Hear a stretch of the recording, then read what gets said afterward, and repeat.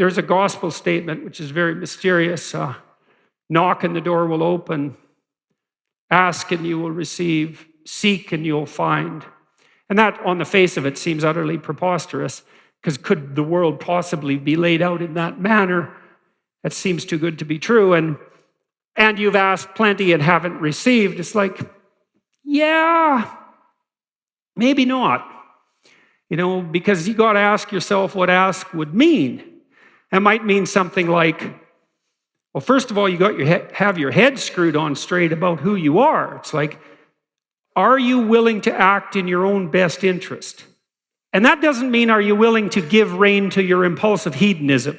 The problem with impulsive hedonism, and that's sort of at the core of what we tend to describe as selfishness. Because a selfish person is an impulsive hedonist who will sacrifice other people to that impulsive hedonism. And the reason I say impulsive hedonism is because it's impulsive because you want what you want right now. And you want it regardless of its future costs. And that might be future costs even for you. You know when you act impulsively, you go out and you party too much, let's say. You have too much fun. And you're burning tomorrow and the next couple of days to exaggerate the intensity of what you have right now. And you know that everyone knows, or you learn soon, that that's just not sustainable. You have to treat yourself in the moment in a way that doesn't interfere with how you're going to function tomorrow and next week and a month from now and next year and 5 years down the road. You can't sacrifice the future for the present. If you're an impulsive hedonist, you're not exactly selfish. You're selfish and immature. And you're selfish because it's about you, but you're stupidly selfish because it's about you now. And that's just unwise in every sense of the word. The younger you are, and I mean chronologically, the more impulsive and hedonically oriented in some deep sense you are. 2-year-olds are very impulsive. And that's why we don't let them set up colonies and live independently. They can't govern their behavior with regards to future consequences. They're not mature and wise enough to have that breadth of view. And hopefully, as you mature, you become capable of regulating your behavior in the present so that your own path at least stays steady, but hopefully even goes uphill. And so that's back to this rule, is treat yourself like you're someone you are responsible for helping, is that I think in some real sense you want to enter into the kind of relationship with yourself that's also marked in its highest manner by the spirit of play. And we know this too. We look for experiences like this all the time to put us in that place, although we don't necessarily notice that that's what we're doing. When you go to a concert, you go to hear musicians play. And when you go to a dramatic production, a movie, you see people playing a part. And the playing part of that isn't trivial. And you go there to participate in the play. And you do the same thing when you go to a sports event. And you do it in an embodied way. And it's so interesting to watch. If you're watching a football game and some remarkable player makes a remarkable shot, you'll jump up to your feet and throw your arms in the air before you even notice, right? It's completely spontaneous. It's completely bottom up. It's not that much different than what you do when you're at a comedy show and you spontaneously laugh, right? You don't think, that's a funny joke, I should laugh. There's no thought between the joke and the catching of the punchline and the spontaneous reaction. And you do that because you want to experience that sense of play. And we'll pay for the privilege of being in a place that's setting that up, is facilitating it. And we all regard that, especially when it's going well, and maybe you're going to listen to a great band. It's a genre that really speaks to you, and the band just gets cooking, and everyone knows what that means, and it means they're playing off each other. That often happens when they're good at improvising, so they're not just doing it note for note, although that can be great. But it's even better when they could do it note for note, but then start to play, and they just get into a rhythm that's something else. And if it's really working well, then everyone in the whole place is in the same rhythm, and it's all pulsing with the same beat, let's say. And everyone's just thrilled out of their mind, which is why there's like 50,000 people doing it. And it's useful to know, what are you doing there? And the answer seems to be, you're playing along with your favorite band. That's a pretty good deal, because you got these highly skilled, creative people up front doing their best, allowing you to mimic that in some real sense as part of the experience. People will sing along and they'll dance. That's all mimicry. You can't help but dance. That's all part of the spirit of play. And so you treat yourself like you're someone responsible for helping. It's a serious injunction, even though its aim is play. And this is part of asking, too, before you receive. It's like, okay, give yourself the benefit of the doubt, even though it's hard, given your appalling, pathetic, ignorant, lazy nature, and all the things you could be that you aren't. It's hard to give yourself the benefit of the doubt, but you could say, well, would it really be so terrible if my life wasn't miserable? Would it be so terrible if I got what I wanted and needed, especially if I was doing that in the best possible way? And that has to be a serious question, right? You can't just tell yourself this. You have to open yourself up to the possibility that that might be true. Then you can say to yourself, well, if I could have what I needed and wanted in a manner that would be best for me, and you can imagine that takes a fair bit of orientation to get that question right, then what would my life look like? And that's a frightening question. People generally are loath to ask themselves that question because there's a couple of reasons. One is, maybe you feel you don't deserve it. Well, another is you don't know that that's what you should do because we're so badly taught that this idea is generally not presented to people, which is just absolutely appalling beyond belief as far as I can tell. But then there's more impediments too, because one of the things people do to buttress themselves against failure is to never let themselves really gain clarity about what they need and want. Let's say you try something, but you only do it half-heartedly. And then you fail, and you think, well, I didn't really fail because, I held a bunch back in reserve, and so I didn't get what I wanted, but maybe had I been all in, I would have. And so you don't have to upbraid yourself too much for the failure. Now, it's a catastrophic way to live, to sit on the fence and to not commit, because instead of risking the possibility of failure, you engage in what's essentially the absolute certainty of failure. Because if you want something worthwhile and difficult, which you probably do if you want to have an adventure and go somewhere, then what's the chance you're going to get it if you're halfway in? It's like, if you can, then you didn't aim high enough, obviously, and that's not going to be exciting or engaging. And so if you're actually pursuing something that would motivate you maximally, you can't be halfway in. But that sort of protects you against failure because you can tell yourself, well, if I tried, I could have done it. It's like, you tell yourself that 200 times and your life's over. And so I would seriously not recommend that. And then another problem is that if you let yourself know what you need and want, then you can betray yourself, right? So do you trust yourself? And the answer is, well, not really. And the reason is, well, I trusted myself before and I misbehaved terribly, so why would I do that again? And fair enough, that's a solid question. But on the other hand, if you don't let yourself know what you need and want, what's the probability that you're going to do a random walk in the right direction? Especially given that there's lots of ways to randomly walk, and there are very few pathways to what you really need and want. And so it's an act of faith. And I don't mean the belief in preposterous things. I mean an act of existential courage to ask yourself what you need and want. Imagine you wanted to live without bitterness. You want to live without cynicism. And maybe even more, you wanted to live in something approximating a spirit of play. What would you need and want to make that happen? Well, it's very terrifying to allow yourself to envision that. First of all, because you've made your conditions for failure very clear.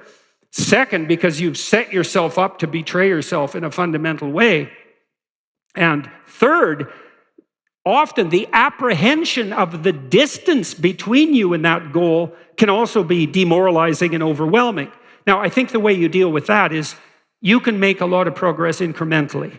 Once you specify a goal, you don't have to leap from where you are to the goal in one fell swoop. If you could, you probably didn't set a difficult enough goal. It's okay to make incremental movement forward. That's why there's another rule here, which is compare yourself to who you were yesterday, not to who someone else is today. If you get the comparison right, you can say, well, here's where I'm headed and it's worth going to. You have to ask yourself that. Is there a place I could head to that would be worth getting to?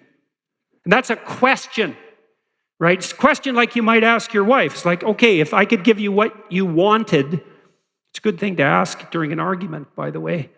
Really, it has to be an honest question. It's like, you're arguing with me. I don't know who's right.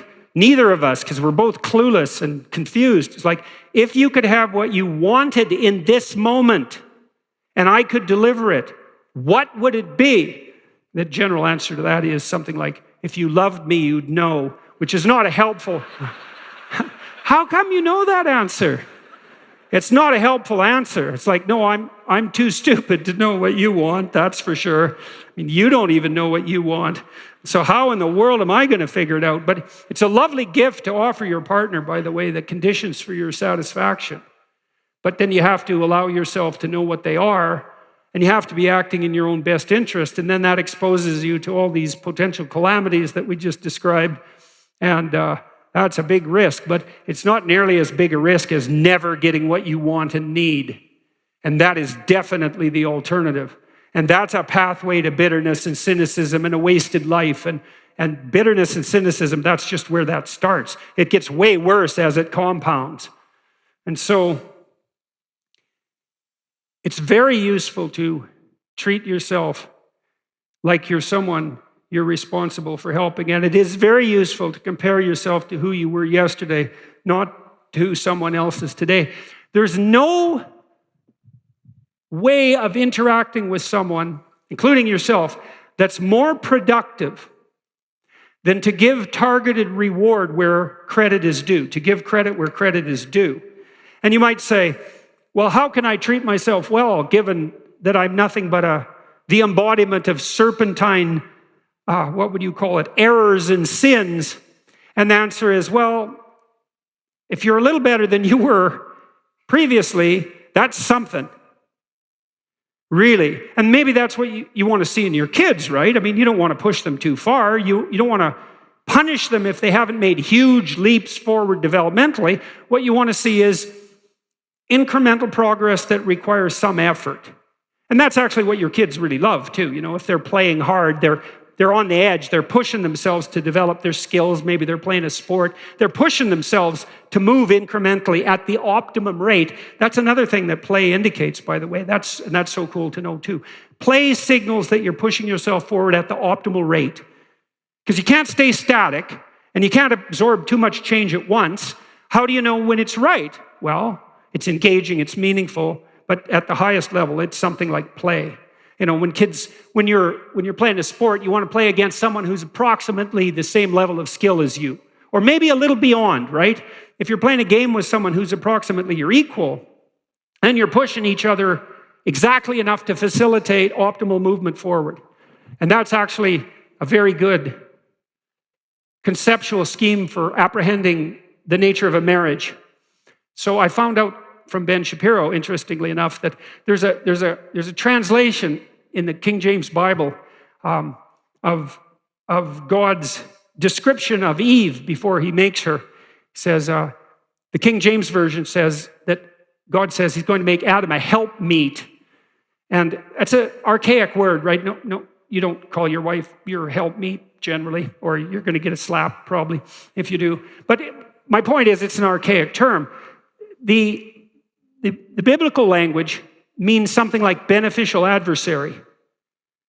And that's very nice, It's very nice because a beneficial adversary would be someone that you're pushing against and that's pushing against you exactly the right amount.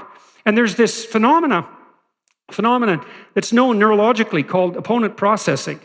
And a lot of the manners in which we make difficult and calibrated decisions neurologically involves two systems working in counterposition to one another. So imagine I want to move my hand smoothly as possible. That's pretty smooth. But I'm shaking a little bit, and it's a bit jerky because I'm using voluntary systems to move my hand, and they're a little imprecise. If I want to move it perfectly, I go like this. And then I can calibrate it unbelievably precisely. And that dance that you have with your partner, that's what that's supposed to be, optimized opponent processing. So imagine why. It's the same as free speech in some real sense. It's a manifestation of the logos, that optimized adversarial process. Why? Well, think about it this way. Imagine you have a child, or you have 3 children. They're all quite different, because children tend to be quite different, even if they're born in the same family. And so then you might ask yourself, well, how should we treat our children? And the answer is, well, they're different. So is there a rule? And there are some guidelines and principles. I had one in my book. Don't let your children do anything that makes you dislike them. That's a good rule to turn to. How do you know if you're not being a tyrant? You know, your children act up and they annoy you. Maybe you're just mean. Or maybe they never annoy you, but they annoy everyone else, in which case you're not mean enough. And I mean that definitely, because if your children never annoy you, but they annoy everyone else, then they won't have any friends. And then they're in real trouble. But your children are different, so how do you know how to calibrate your response to them? And the answer is, well, you push back and forth against your wife or your husband. And you maybe one of you is a bit more encouraging and one of you is a bit more sheltering. That's often the masculine versus feminine roles, although that can intermingle, But generally, those are associated with justice in some sense, and encouragement with masculinity, and mercy and tenderness with femininity. Probably because women have to care for infants, and so they tilt more towards that end. In any case, you have to calibrate that for each kid. And the only way to do that is to push against each other, right? Because how else are you going to do it? There's no rule, and it's a dynamically changing situation. And you're too clueless and blind on your own to do it properly, but maybe the two of you, ironing out each other's kinks in some sense in this constant dance, oriented as you might be to the optimal development of your children, who you hypothetically love, maybe you can calibrate a moving target by pushing on each other back and forth. And maybe if you do that optimally, then it manifests itself as something like play. And that happens because you take your kids out. Hopefully this happens at least sometimes. You take your kids out to the beach or something like that, and you have a great day. And what does that mean? Well, it means you got the balance right? Because there's some freedom and there's some principles, there's some rules. It's a game, and everything comes together in the right place at the right time. And you think, that was a good day. And you think, yeah, every day could every day be like that? And maybe that's too much to ask for every day, but it's something to aim for, and it's something to try to foster, and it's something to know consciously, that playful engagement, that's a marker of the highest form of being. So that's 3 rules. So we could talk a little bit more about do not let your children do anything that makes you dislike them. That's a tricky one. And people are afraid of their children, especially modern people, because they're afraid that they're going to interfere with the flowering of their creative potential or something like that. And fair enough, because there is something remarkable about the potential that you see in children, but they're also, wild and unconstrained in their activity. And so that possibility has to be harnessed in some sense. And I think the right way, again, to conceptualize that is not so much that the child is moving outward and trying to be creative and free, and all society does is constrain that in some sort of patriarchal or tyrannical manner. I think that's a suboptimal solution. I think what you do instead is you channel that creative possibility into something like well-regulated games. And a game has to operate by principles and has to have a certain degree of predictability, right? So there's some order there. But if you have your disciplinary routines optimized, then much of what governs the household is something like play. And I can make a technical case for that. So children of 2 years old, they really can't play with other children. And by the time a child is 2, he can or she can do something like play with a truck, right? It's a very abstract thing to do because a little toy truck, that's not a truck, right? That's a representation of a truck. And when the child is playing at driving the truck, they're not driving a truck. They're formulating a very complex representation of the world and acting out a potential role. It's very sophisticated. When a girl plays with a doll too, she's not playing with a baby, obviously. She's practicing doing that. And that's very sophisticated. But 2-year-olds, they really can't play together. And the great developmental psychologist Jean Piaget made much of this. He was a real genius because Piaget was the first person who really understood that the proper basis of social order is play. And that the reason children play is because they're practicing taking their optimal place in the social order. It's crucially important. And then any social order that isn't predicated on the spirit of play is suboptimal. And that's also very much worth knowing. You know, if you're a business person, a good one, you pretty much only want to enter into business arrangements with people who can play, fundamentally, because otherwise you have to connive or use force or, you know, get paranoid about whether or not they're holding up their end of the bargain. And it's so dull and it's counterproductive. What you really want is you want to have something to offer, something valuable, and you want to go to someone and you say, look, this is what I've got. And they say, well, this is what I've got. And then you say, well, look, if we put the two things we've got together, here's a bunch of things we could do that would really be good, and that would be good for both of us, and in a way that we couldn't do apart. That's a pretty good deal, so it's probably worth a bit of time and effort. So back to the 2-year-olds. They can't play together. So maybe you put two 2-year-olds in a room, and maybe they both want to play with the truck. They'll fight. And maybe one wants to play with the truck and one wants to play with a doll, let's say, and then they'll play side by side. And if you're a casual observer, you think the kids are playing together, but they're not. They're just in the same room. They're not playing together until they're playing the same game. And that really doesn't start to happen until they're about 3. And when they're about 3, and this is where pretend play really starts to dawn, mutual pretend play, they'll do things, they engage in dramatic play, they'll do things like a boy and a girl, they'll say to each other, do you want to play house? It's a pretty bloody fundamental question when it gets right down to it. You're going to be asking women that for the rest of your life, badly or well, and you might not know that that's what you're doing. And in which case you're probably doing it badly. But that is what you're doing, and so kids are practicing that, and the rule is the girl has to want to play. That's a good rule. You could stamp that on your forehead. The girl needs to want to play. And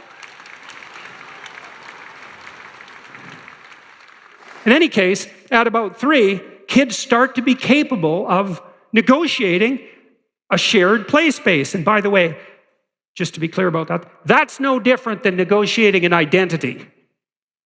This idea that identity is something you define subjectively and then can impose on other people, that's what 2-year-olds think. And that's what the kind of 2-year-old who stays unpopular for the rest of his or her life thinks. And now we're making that law. That's not very wise.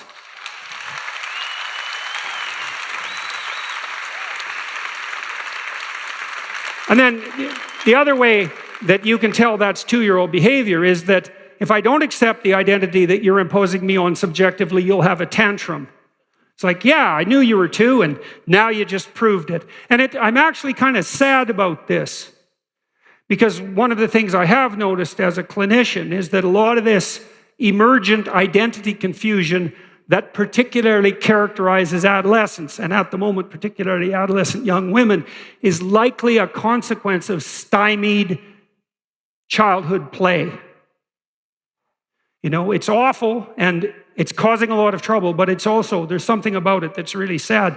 In any case, at 3, a child who's developing along an optimal trajectory is now capable of inviting someone else to play, someone at about their developmental level, and if they're optimally skilled, which means in part that they have parents who haven't paved the pathway for them to misbehave, right? Have taught them to some degree about how to take turns and how to be careful with each other, then at 3, they're ready to play. with other children. And then what happens if they're optimized play partners is that they make friends. And then the friends socialize them. So parents are not the primary source of socialization after the age of about 4. Peers are. That's partly why adolescents are so absolutely obsessed with what their peers think of them, which is appropriate, even though it can go too far, is because your peers are going to make up your society, right, as you all mature together, and you have to adapt to the circumstances of your peers, and the parents should pave the road for that adaptation, but you make friends, and then your peers play with you, and they socialize you optimally. And if that doesn't happen by the time you're 4, then it never happens. There's a huge psychological literature on this. If you're alienated from your peers at age 4, as far as we know, there's nothing that can be done to fix that. You're permanently alienated. And so you're already in jail in some real sense. And then that just gets worse as you mature. That's one pathway to lifelong-term criminality. Aggressive 2-year-old male usually doesn't get socialized between the age of 2 and 4 because aggressive males are harder to socialize. Doesn't make friends, done. And the reason seems to be that, well, imagine that at 4 you need to start making friends. And because you make friends, you start to develop more and more social sophistication. But then imagine you don't make friends. You're already so far behind that you don't make friends. And now all your peers are skyrocketing forward. And so you just fall farther and farther behind, and you get more alienated and still using 2-year-old aggression to solve your problems, and more bitter and more cynical and more jaded, more isolated. And of course, that's not going to do wonders for your popularity. And so it's a very bad positive feedback loop, and it starts very early. In any case, why should you not let your children do anything that makes you dislike them? Well, first of all, let's say you is the wife and the husband together, right? Because if your kid annoys you, well, maybe you're having a bad day, or maybe, your father was too tyrannical to you and you have some of those proclivities, or maybe on the more maternal side, you're willing to let your kids run roughshod all over you and not to stop them. But the two of you together, you might ask each other, hey, honey, that kid's annoying me. Is that kid annoying you? It's like, yeah, as a matter of fact, that kid's annoying me too. It's like, well, either we're both crazy in the same way. Now, you're both crazy. But are you crazy in the same way? The answer to that's probably not. So if you're both thinking something together, there's a reasonable probability that the two of you are right. And so then you can think, well, if this kid's driving us crazy, given that together we're not out of our minds, hopefully, if he's driving us crazy, then he's probably not going to be very popular with anyone else. And then that's a good time to think, well, do we want an unpopular and miserable child? And the answer might be yes, because sometimes they won't leave home. And if you have no other purpose in life than to devote yourself entirely to a dependent child, then crippling them socially is a really lovely way to attain that.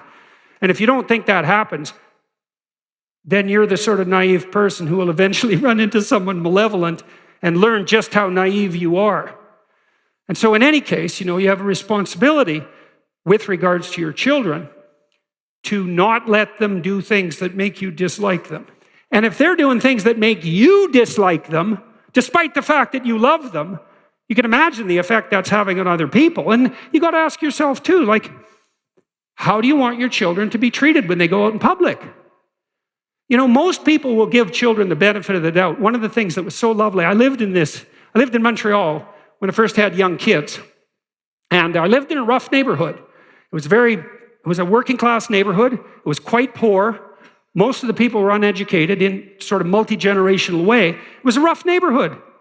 And we had Michaela, my daughter, and we used to zoom around in her stroller. And it was so fun because you'd see these rough guys walking down the street, tough-looking guys.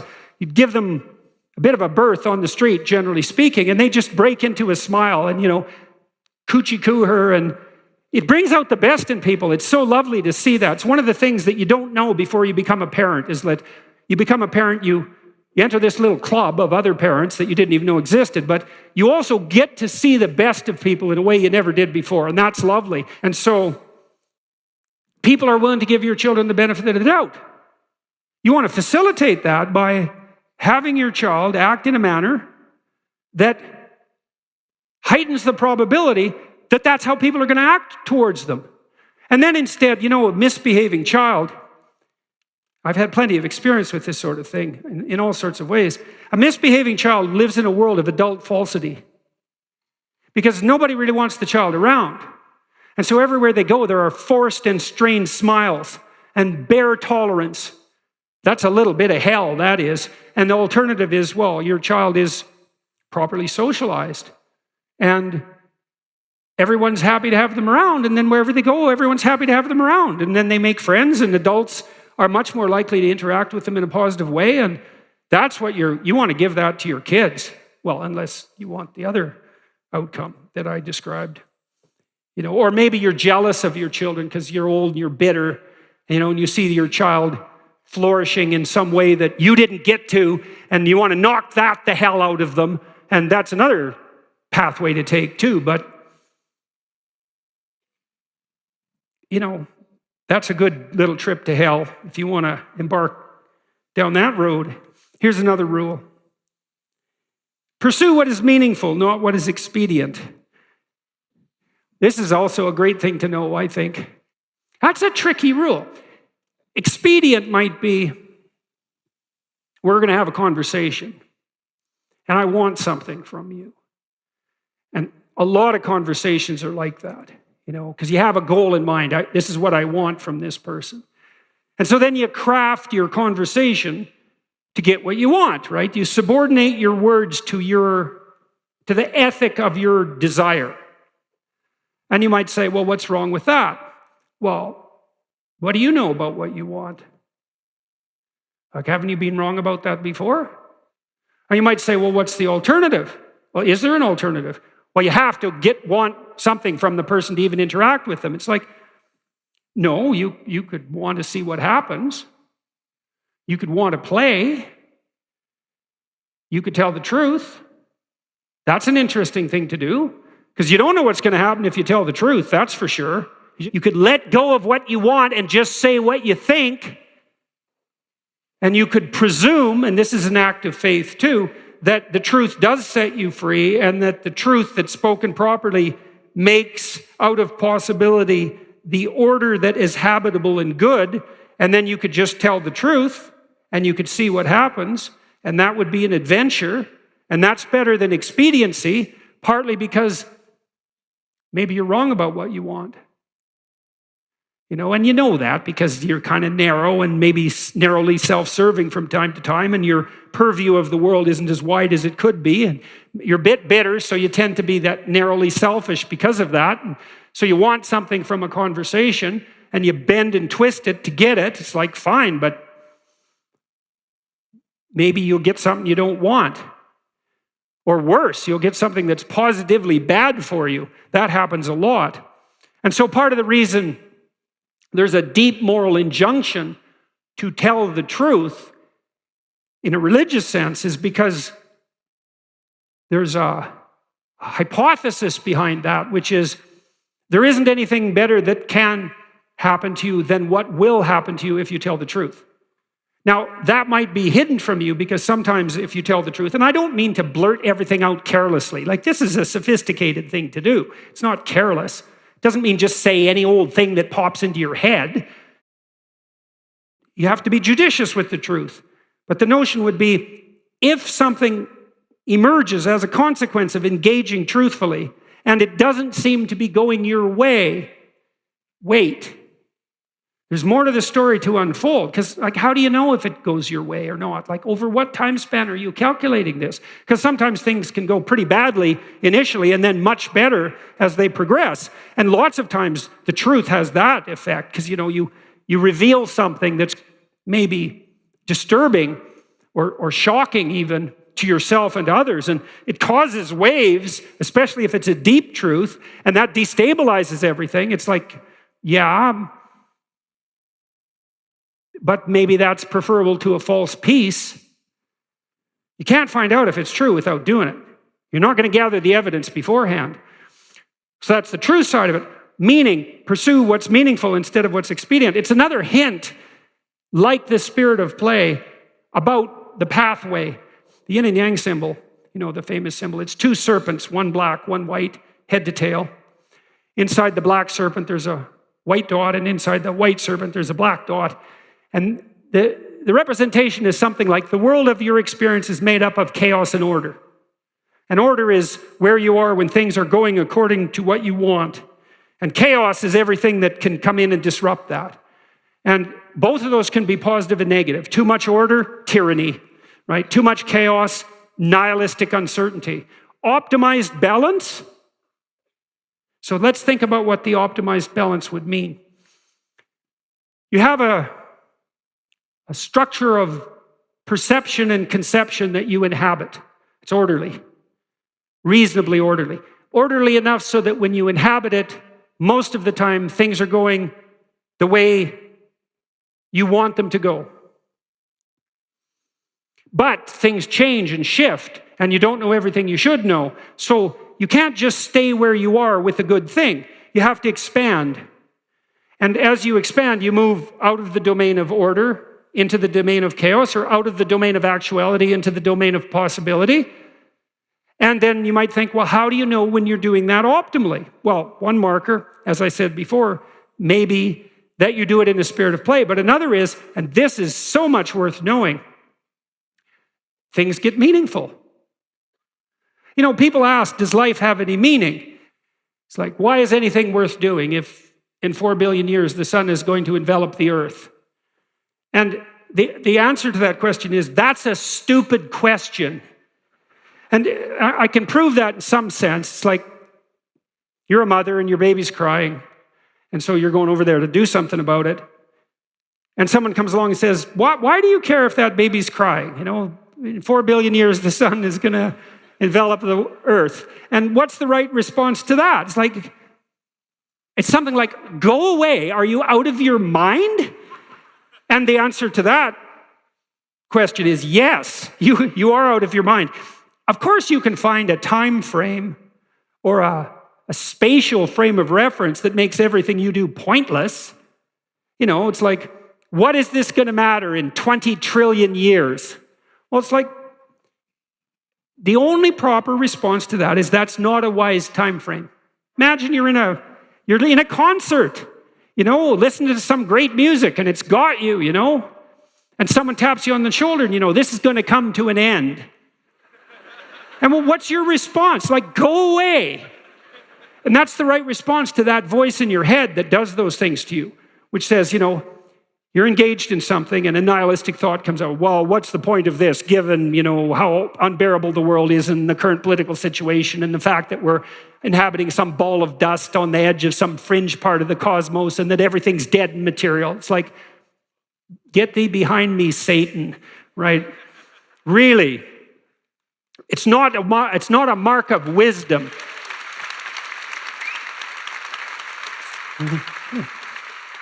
It's not a mark of wisdom to let nihilistic, demonic voices steal your joie de vivre. That is not a mark of wisdom. And you might object, well, at least it's not naive. It's like, yeah, cynicism might be preferable to naivety, but it doesn't hold a candle to wisdom. And that's worth knowing too. Because once you've been hurt and you're cynical, there's no going back to naive. But there's no point in staying at cynical. And there are degrees of courage way beyond cynicism. And some of that is the regaining of the faith you had as a child despite your current level of wisdom.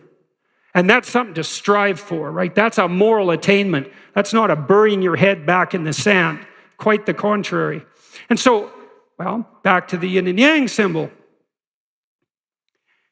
Imagine you have an instinct that orients you. Well, you do. As a matter of fact, there's a reflex that's replicated at multiple levels of your nervous system, and it's ancient. If you have a nervous system as an animal, you have this reflex. And the reflex is something like surprise. If I walk across the stage and I hear a loud noise behind me, I might go like this. And that would be automatic because I'm gripped by unconscious systems. And what's happening is some chaos has emerged and it stops me in my tracks because something unexpected happened, my current plan is incomplete. And then I'll turn and orient towards the place of the disturbance. And that's the beginning of exploratory behavior. And then I might run away, which might make me safe, or I might cautiously investigate, in which case I can find out what caused the disturbance, maybe rectify it, and maybe update my plan so that that sort of thing doesn't happen again. That's a better approach. In fact, that's the optimal approach. That's also the meaningful approach. And so here's something to know. If you're engaged in something and it's infusing you with a sense of meaning, then your nervous system is signaling to you that you've optimized the balance between stability and transformation. And that manifests itself in the sense that you're in the right place at the right time, doing the right thing. And it's not conceptual, right? It's not abstract. It's not a theory. It's an embodied sense. And you might say, well, I don't know what that sense is exactly, but it's the sense that you have when you're engrossed in a piece of music. And what's music? Well, it's principled and somewhat predictable patterning, spiced with unpredictability, creative unpredictability. And if it's optimized, it grips you. And it's a representation. It's a representation in some sense of optimal being. And it's so interesting that that's the case because it does grip us no matter how nihilistic you are. Something I always liked about punk rock. I was a teenager when the Sex Pistols first emerged on the scene. And they were very interesting to me because their music is so nihilistic and it's so meaningful. And that's such a weird combination. It's like because the overt lyrics are, well, just smash everything to hell and anarchy everywhere. But, there's a great beat and everybody's dancing away. It's like... And even the skinheads who were anarchic, they would dance. I mean, they'd smash into each other, and there was often blood, but it was a kind of dance. It was better than nothing, that's for sure. And that's why they went to the concerts. And so to be imbued by that sense of meaning, even in their nihilistic anarchism, they were still engaged in the sense of meaning that music produces. And it does put you, back to the yin and yang symbol, it puts you right in the middle of chaos and order. And that's the right pathway. That's the Tao, by the way, for the Taoists. It's the pathway that runs between chaos and order, and it's signaled to you by the sense of engrossed meaning. And then you could say to yourself, you got to stake your life on something, one way or another, because you have to move forward in ignorance. So you're always making a decision about what you're going to take on faith. I don't care what you're doing. You have to make that decision. Well, what if you staked your life on the intrinsic value of sublime meaning? How would that be? Well, you'd have to act it out to find out. But you do get hints, if you're gripped by something beautiful, it does that. Something artistic that's deep. If you're gripped by literature that stretches you, it does that. A movie that engrosses you does that.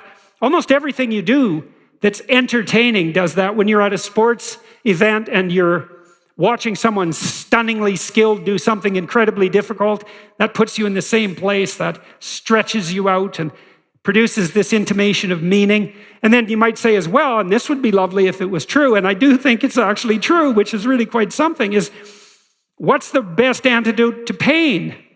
And you might say, well, pleasure. It's like, yeah, that's not going to be forthcoming that much when you're in pain. And then pleasure per se has its own vices, let's say, that's for sure. How about meaning as the antidote to pain? How would that be? Then you might think, well, where do people find meaning? Well, they certainly find it in aesthetic pursuits and artistic pursuits, in the domains of literature and art, beauty, all of that. But people also find meaning in responsibility. And that's something we've forgotten to a degree that's almost incomprehensible. If you're ever really ill, which you will be, if you're ever really in pain, which you certainly will be, if you're ever faced with hellish circumstances, which you certainly will be, you might ask yourself, well, what do you have under those circumstances? And maybe if you're fortunate, you have someone to play with. And maybe if you're fortunate, you have the meaning of your responsibilities. And even if you're the sinner who's produced the hell that's around you, And you can say to yourself, yeah, but I've been a good servant to my wife, and I've been a good father to my children, and my family's been a credit to the community.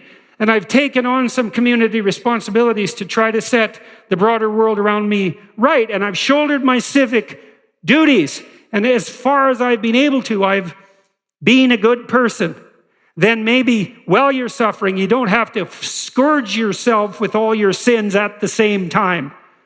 And that's something, man. And maybe in that situation, that's all you're going to have. And that might be the difference, not only between life and death, but between hell and life. Because there are worse things than death, that's for sure. And so,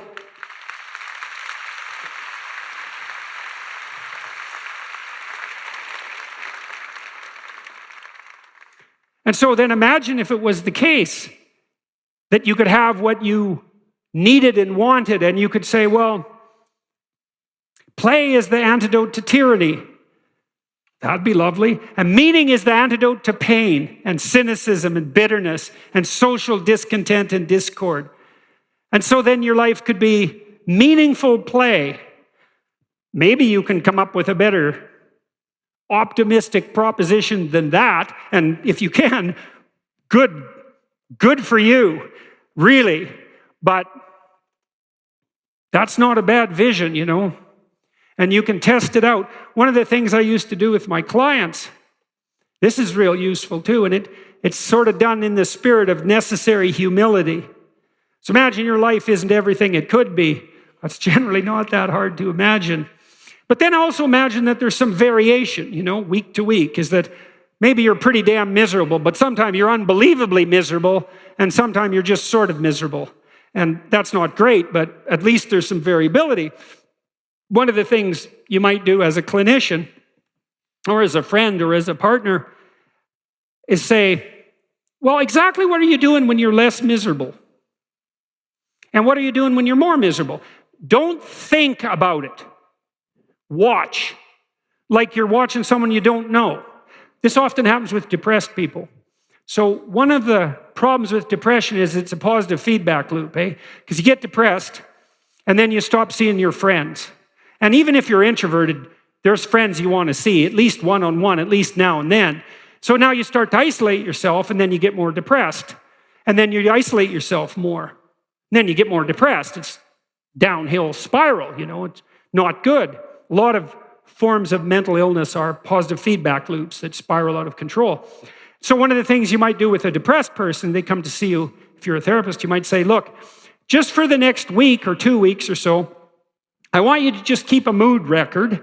Maybe check in with yourself every hour, scale from 1 to 10. Just write down how depressed you are, with 10 being suicidal and 1 being as good as you get, let's say, or maybe even life is worth living. And maybe the depressed person never gets, below 6 or something, but 6 is way better than 10. And then they come back and you look and you think, oh, look, every time you were at 6 instead of 10, you were with this particular person or this set of people, or maybe you're working in your garden. Who knows, right? Or maybe if you're artistic, you were doing something artistic despite the fact that you're paralyzed by your depression. But notice your mood improved some. And then look, 10 out of 10 depressed. You're alone in your room in bed. It's like 11 in the morning. It's like, okay, so how about this? Next week, don't be alone in your bed at 11 o'clock in the morning, and spend like 20% more time, or 10%, or 2% with your friends, or doing something that seems to improve not your mood, but your state of being. And then play with that and see, can you tilt yourself gradually and incrementally, comparing yourself to who you were yesterday? Can you tilt yourself in the right direction? And then, well, that's for depressed people. You might say, well, could you do that in your life? And the answer is yes. So the Egyptians worshiped this god, Horus, Horus. And Horus, Horus, weirdly enough. Everyone knows that famous Egyptian eye, with the arched eyebrow. And on the back of an American dollar bill, you have an eye that's separated from the pyramid. That's Horus as well, interestingly enough. That's the gold cap on a pyramid. It's the aluminum cap on the Washington Monument. Aluminum was more precious than gold when they built the Washington Monument. The top of a pyramid is the gold cap, and the gold cap is the eye. And what's the eye? The eye is the thing that pays attention. And so Horus was the eye, and he was the eye that could see evil and rectify it, by the way. And he was also a falcon. And the reason he was a falcon is because a falcon is a bird of prey that flies above everything and that can see. And birds of prey, they can see better than us. We're very visual animals. We have the second best visual systems of any animal. Birds of prey see better than we do. They can see clearer and farther. A falcon, if a falcon was on top of the Empire State Building, he could see a dime on the pavement below. They're unbelievably sharp-eyed. And ancient people knew this. They hunted with birds of prey and they watched them. They knew they had spectacular vision. And so they used the falcon as an image of redeeming vision.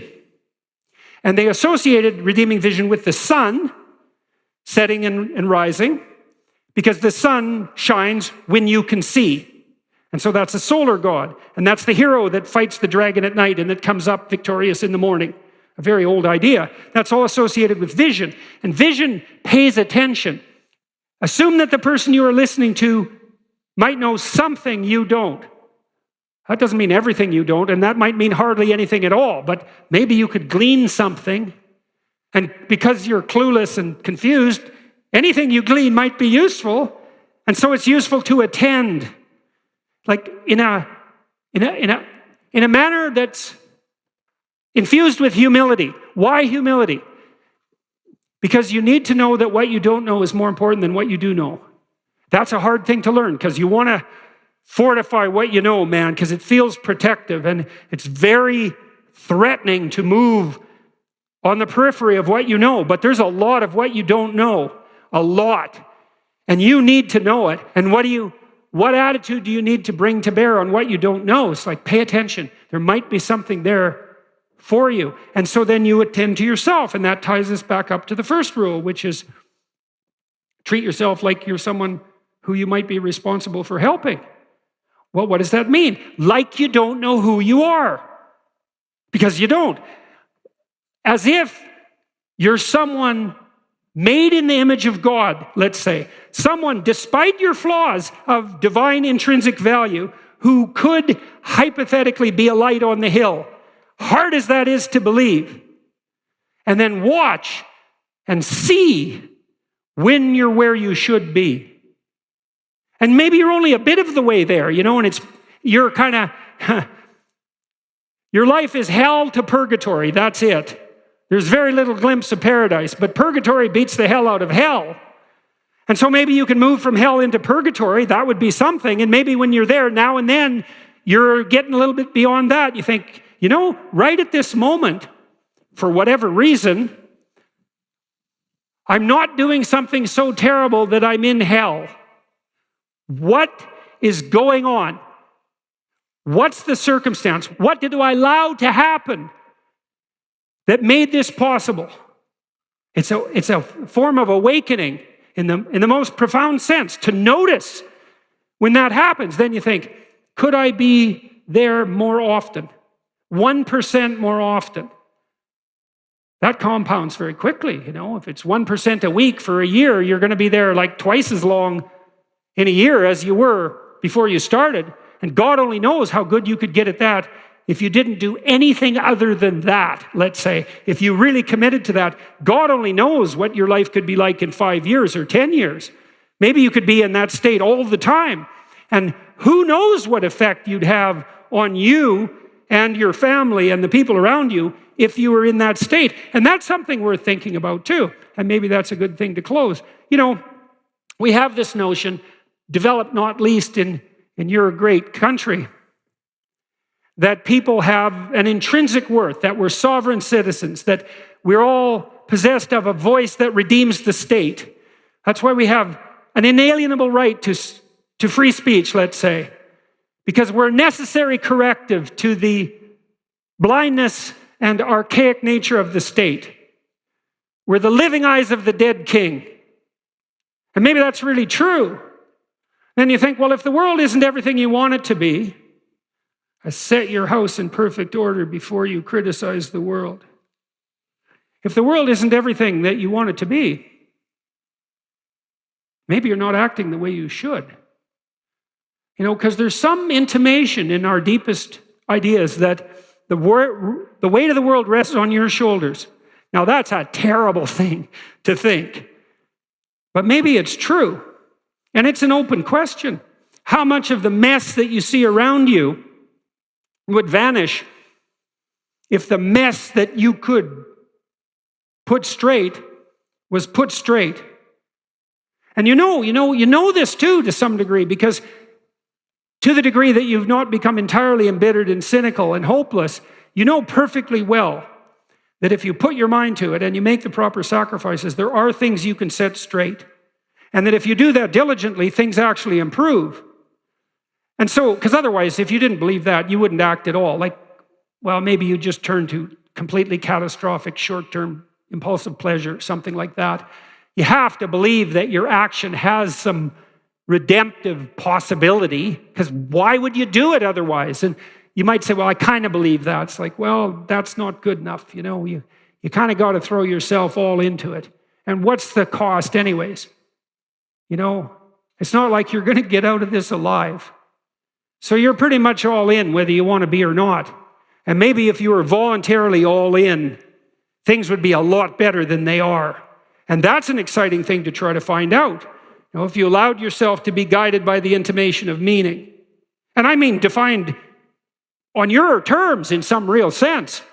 If you swore that you do your best not to use deceit and instrumental manipulation, if you decided that you were going to put things straight, what do you think might happen? And I'll close with one observation. I read something very terrifying by one of the thinkers who've influenced me the most, Carl Jung, the great Swiss analytic psychologist. He said something very interesting at the end of World War II, apprehending the terrible specter of the atom bomb and the unbelievable destructiveness of the Second World War. He said two things. One was, we'll be most threatened in the future, not by natural disasters or even sociological disasters in some sense, but by pathologies of the psyche, by pathologies of the spirit. Because we become so powerful that our proclivity towards unnecessary insanity, in some sense, poses the greatest threat to us. Now, I think that's true. And he also said something that's even more terrifying. He said, any unconscious conflict that you don't make conscious and resolve will be played out in the world as fate. So let me unpack that for a minute. Imagine you're a man or a woman and you've got something against the opposite sex. You've got an animus against women, or you've got a bad attitude towards men. You think the men deserve it, and when you interact with them, they act in a way that makes it look like they deserve it. Same on them with regard to women. Then maybe you have this experience where you have the same bad experience with like 5 women or 5 men. It's those men, it's those women. It's like, well, what's the probability of that? Let's say there's 5 and you, that's 6. It's a 1 in 6 probability that it's them, and a 5 in 6 probability that it's you. And what is it in you? I mean, unless all women in some sense are warped the same way, or all men, if you keep bumping into them the same way, it's possible that you're just bumping into your own blindness. And you better hope that's true, because if it's women and they're giving you a rough time, what are you going to do? There's a lot of women. If it's you, hooray, you might be able to rectify that. And so you might say, well, you have an unconscious conflict, a complex in relationship to people of the opposite sex. That's true for almost everyone. And if you don't make that conscious, you act it out. Maybe get more irritated at certain things than a reasonable person would. And that starts a whole chain reaction. Who knows how it's going to manifest itself? If you made it conscious and resolved it, it'd go away. Okay, so now we're in a situation where things are starting to teeter around us socially, as everyone can feel. Well, how catastrophic is that going to be? How catastrophic are we willing to let it be? How catastrophic do we want it to be? To teach us what we won't learn voluntarily? I would say, well, we're going to find out. And here's a question you could ask yourself. If you let enough of an internal catastrophe strip you of all your inadequacies, maybe you don't need an external catastrophe to teach you the lesson. Thank you very much.